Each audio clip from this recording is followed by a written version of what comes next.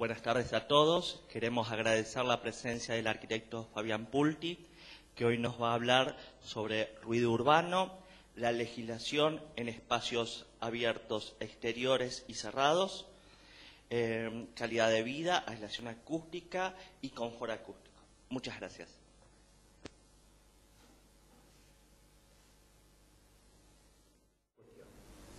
Bueno, vamos a arrancar entonces.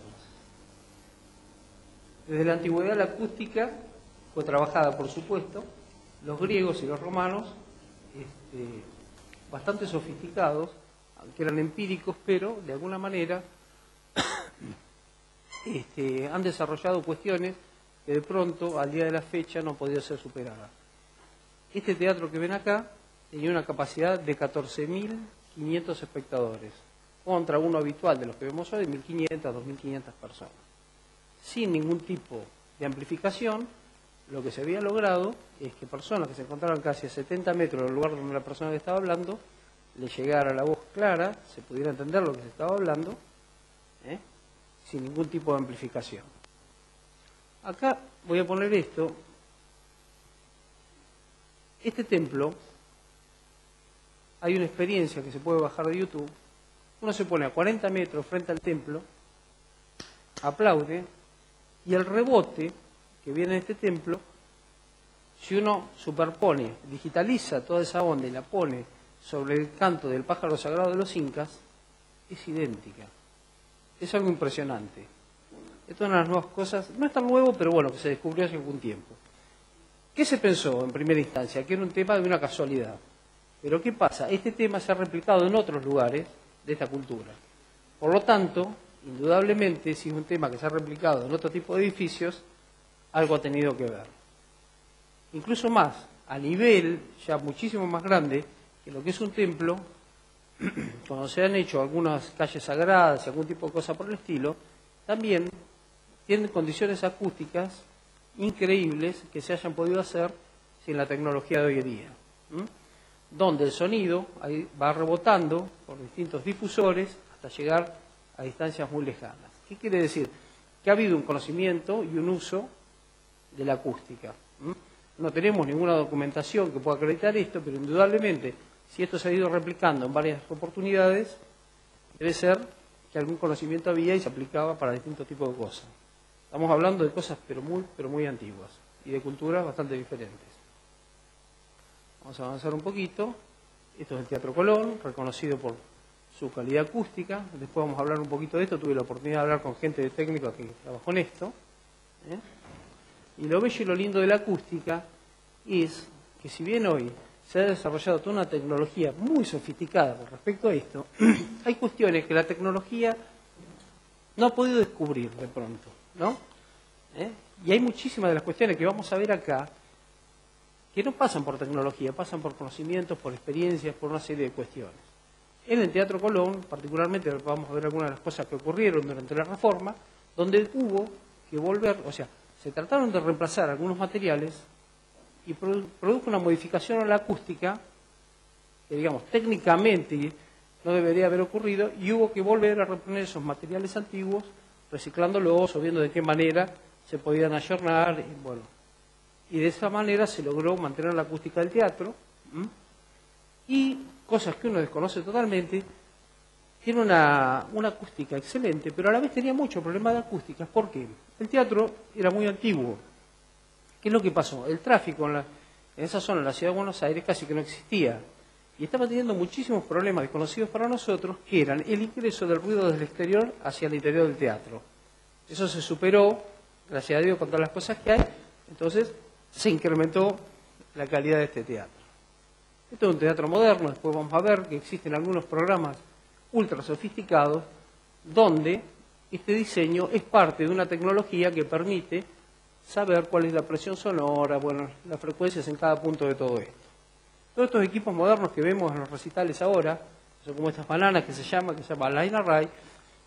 ¿Qué es lo que permite esos sistemas? Esos sistemas permiten que uno esté en aquella punta y llegue la misma presión sonora a aquella persona que está allá como la que está acá adelante.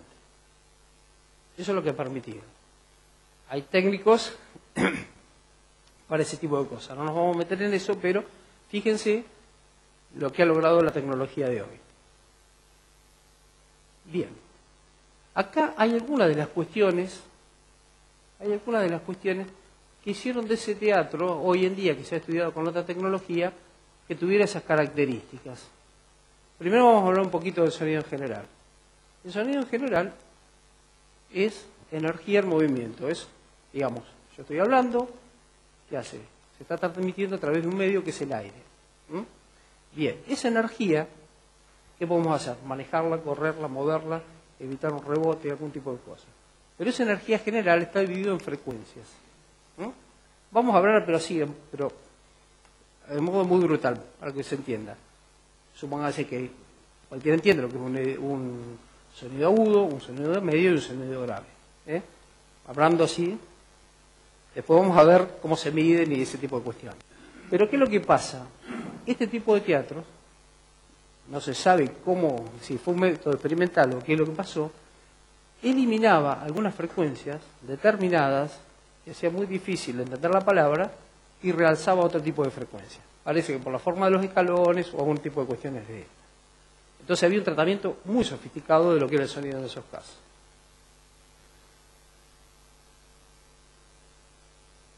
A ver, bien.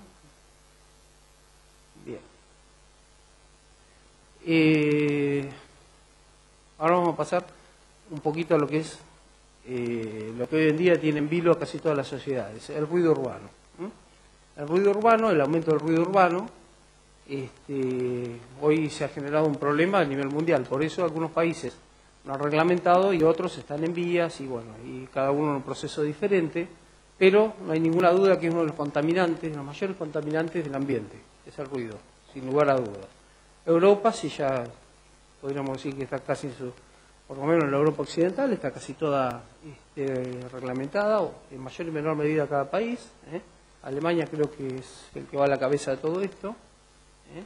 Y después, bueno, en mayor medida se ha ido ayornando y de alguna forma también tratando de igualar las legislaciones entre cada país. Por supuesto, cada uno tiene características distintas y también por eso que alguno tiene que tener su particularidad con respecto a otro.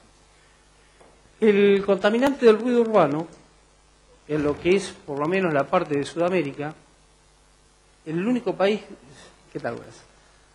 Argentina está en vías de, creo yo, que está casi obligada en algún momento a generar alguna norma.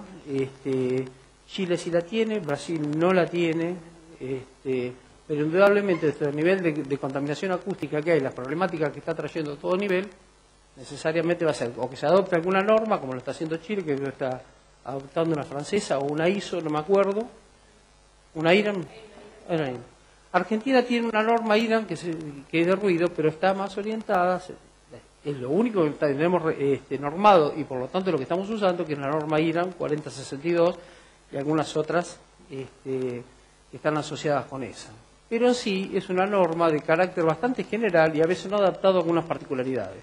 Nosotros lo usamos para ruido al vecindario y de pronto tiene algunas cuestiones que hacen que no esté óptima para ser usada.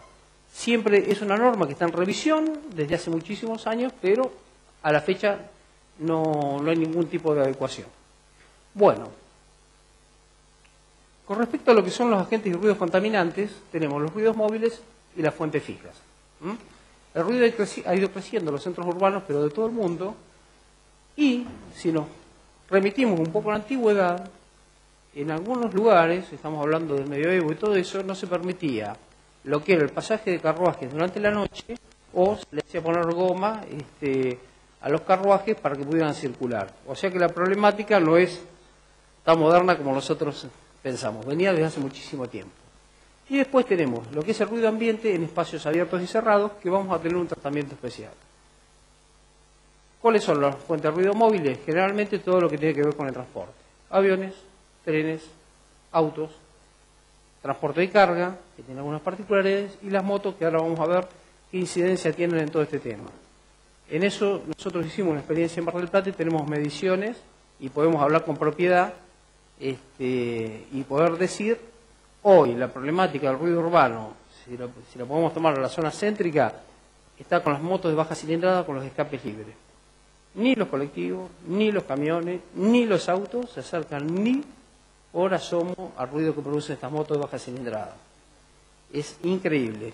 Mar del Plata, bajando el nivel de ruido de las motos, estaríamos en unos niveles muy buenos de acústica, pero muy buenos, a nivel de contaminación acústica.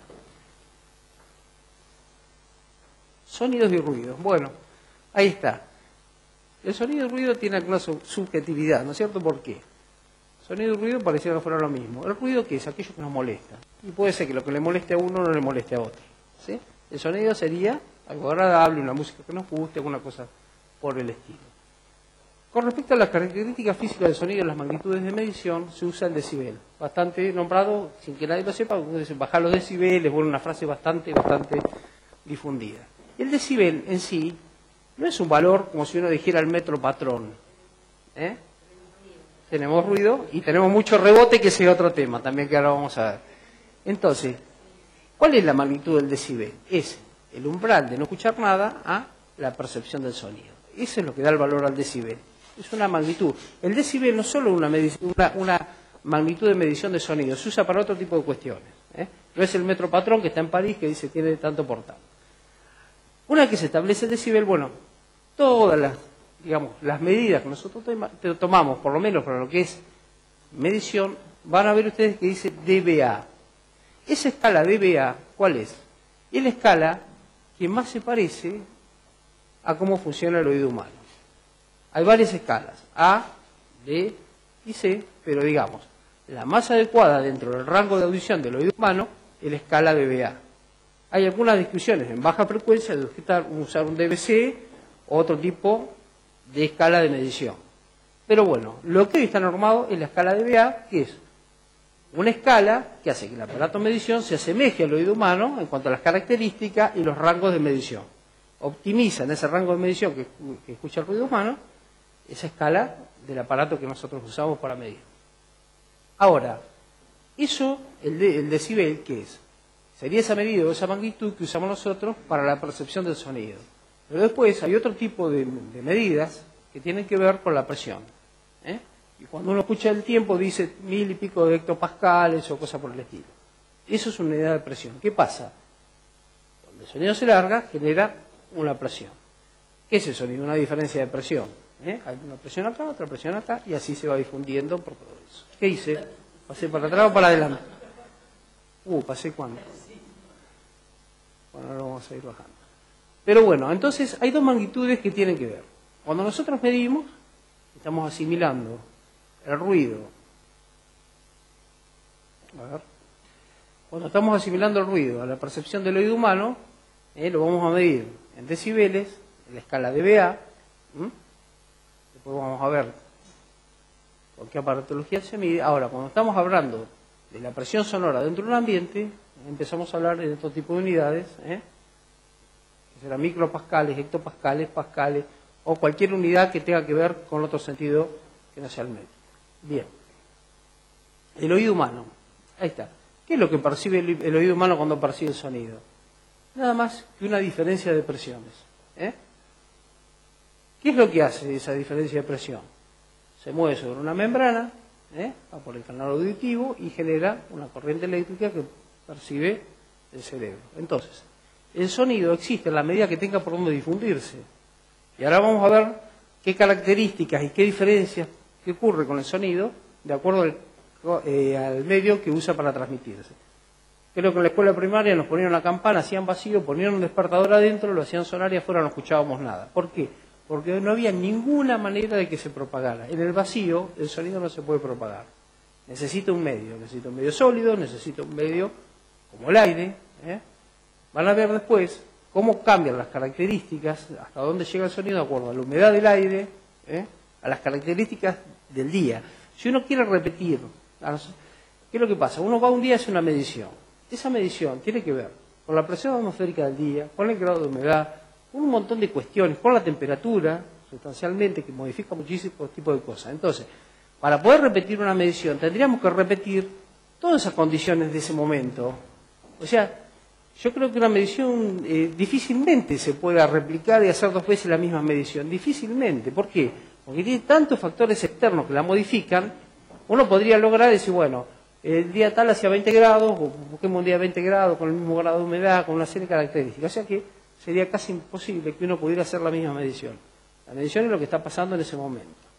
Muchas veces por ahí hay temas judiciales donde dice, repítase la medición. Digamos, hay un desconocimiento técnico de la parte judicial absoluto y falta de asesoramiento total con respecto a los fallos que uno ha podido ver en alguna oportunidad. No se puede volver a repetir. Haremos otra medición y diremos cuáles son las características del día que se hace la medición. Y esa medición es para ese día, para ese momento y para esa hora. Irrepetible, a menos que se den las mismas condiciones. Eso que dice ponderación del nivel de la presión sonora, estábamos hablando de eso. Y los aspectos psicológicos del ruido. Bueno, es pero fundamental el tema de los aspectos psicológicos del ruido. ¿Por qué? El oído trabaja en un rango de frecuencia, digamos, similar en casi todas las personas, ¿sí? No tenemos una fonoaudióloga acá. Pero pasa que la gente mayor pierde algunas frecuencias y se le potencian otras.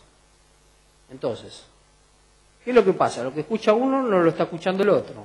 Y hay bastantes dificultades con eso en el tema de gente mayor. Nos ha pasado por experiencia que tiene una percepción distinta de frecuencias que la que puede tener el de una persona joven o la gente que no tiene maltratado el oído, que somos casi todos.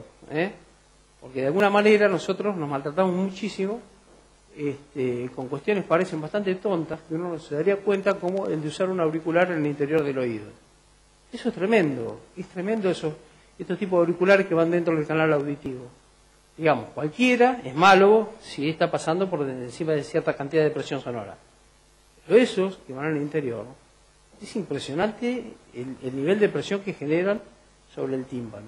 Absolutamente dañina. Y eso lo usan los chicos más chicos, hasta los más grandes lo usa casi todo el mundo hoy en día, con los teléfonos, con una serie de cuestiones.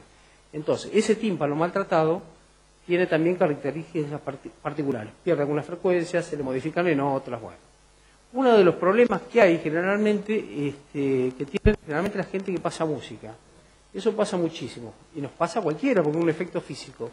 ¿Cuál es? Yo estoy hablando acá con esta presión sonora, ¿no es cierto? Estamos hablando, yo mantengo todo un volumen, ¿no es cierto? Perfecto. A ustedes se les produce, igual que se me produce a mí, un acostumbramiento a este sonido que está acá. Dentro de un rato posiblemente tengamos que levantar el nivel para que nosotros tengamos la misma sensación que estamos teniendo ahora del sonido. ¿Qué le pasa a la gente que pasa música? Esa experiencia se ha hecho acá y se ha logrado muy buenos resultados.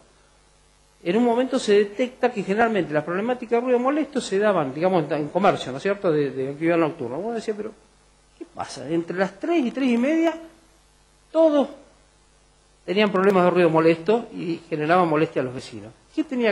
¿Con qué tenía que ver eso?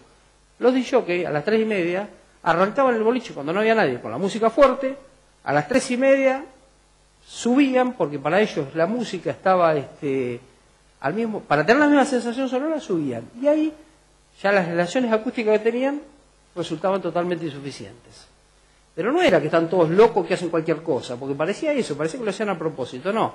Entonces, ¿qué se hizo? Se tomó una medición técnica, la mayoría hicieron eso, técnicamente se hizo una medición, se dijo, bueno, este es el nivel, soporta la relación acústica que tiene el comercio.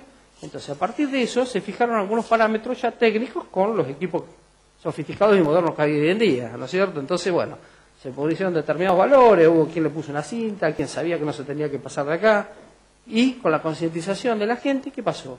El tipo sabía que escuchaba bajo, pero él estaba viendo los búmetros o sus niveles que él había seteado, hay equipos muy sofisticados hoy en día, que le permitían estar tranquilo y saber que la música estaba buena, como dicen ellos, para la gente que estaba en el lugar, y ellos no iban a tener ningún problema con los vecinos o quien le trascendiera la música. Entonces, el oído trabaja de forma con muchas características distintas, de acuerdo a cuál es la persona que está escuchando y una serie de cuestiones. Vamos a ver qué es el nivel de ruido equivalente. Acá es toda una temática lo que es el nivel de ruido. ¿Qué es lo que pasa? El ruido tiene que ver con ¿qué? La presión sonora, la frecuencia y el tiempo. Ese parámetro tiempo está normado. ¿Por qué? Porque de pronto, qué sé yo, uno va, alguien sube la música, uno va a hacer la medición. Eso duró 30 segundos, por decirlo. Uno mide los niveles, son según la norma, ruidos molestos, pero duró 30 segundos. Entonces, cuando es un ruido industrial es otra cosa, que hay una máquina andando, que tiene, uno dice, usa un proceso industrial, la máquina está prendida 6 horas, 4 horas, lo que sea, todo eso, bueno. Pero ¿qué es lo que pasa? Cuando uno va a hacer una medición, tiene que tener sí o sí en consideración el tiempo de ese ruido. Y no estoy hablando de ruido de impacto, que es otro tipo de cuestión, porque el ruido de impacto en el tiempo puede ser poco, pero la norma lo considera aparte. Es un tema diferente el impacto. ¿Cuándo es un impacto? Cuando hay un cambio brusco de los niveles de presión sonora. Entonces ahí el rango tiempo es diferente, por eso es un apartado de lo que son los ruidos de impacto, que son absolutamente distintos de lo que es eso. A ver si podemos pasar un poquito.